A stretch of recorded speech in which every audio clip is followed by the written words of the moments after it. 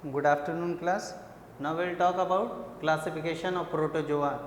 In this basically we will see that subphyla are Sarcomastigophora, Sporozoa as well as Cnidospora, and last is Celiophora. So these are the four important subclass of subphyla of protozoans. Sarcomastigophora is basically divided into three superclass, that is known as Mastigophora, Sarcodyna, Oplaneta. Now we will see that Sarcomastigophora, they have the presence of pseudopodia as on the basis of or flagella which is present in Sarcomastigophora. The first particular superclass is Mastigophora. In this, locomotory organ is flagella, example Euglena trypanosoma, and contractile vacuole for the osmoregulation is present in the case of Mastigophora. Now types of flagella: Phytomastigophora, or basically the phytoflagellata are present because they have the chloroplast, example Euglena chlamydomonas. And second type of flagella is known as Zoomastigophora or Zooflagellata, which is found in animals, example Trypanosoma or Leishmania, etc. Now second important superclass is Sarcodyna. In Sarcodyna they are commonly called amoebas, and locomotory organs are in the form of pseudopodia. Body shape is changeable. In this, the body shape is changeable. The types of pseudopodia which is present in Sarcodyna, that is Lobopodia, means that is example amoeba, Philopodia, example Eugalpa, Reticulopodia, Globigerina, Exylopodia, Anticophyllas, and then we will see the Oplaneta. In this, it is an intestinal parasite of amphibians. Locomotory organs are short and cilia-like. Gametes are flagellated, involved in sexual reproduction, example Opalina.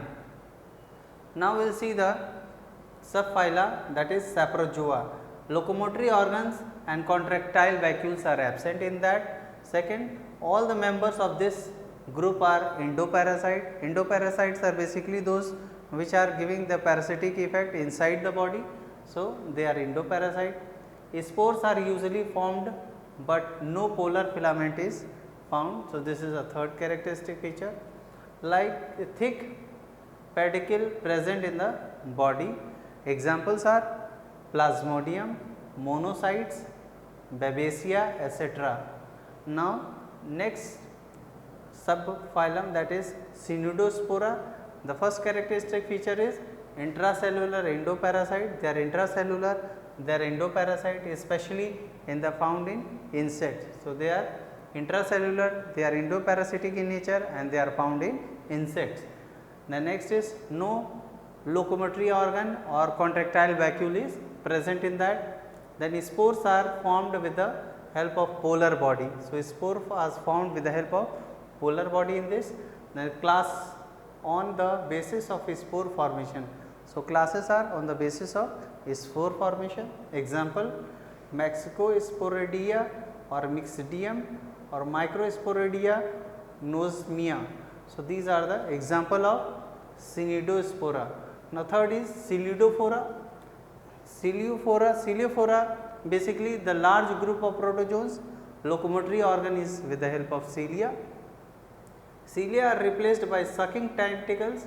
In some cases, the cilia are replaced with the help of sucking tentacles, and nuclear dimorphism are found, mean to say that they have micronucleus as well as macronuclei. Both are found in the case of Celiophora, and they belong to the class Ciliata.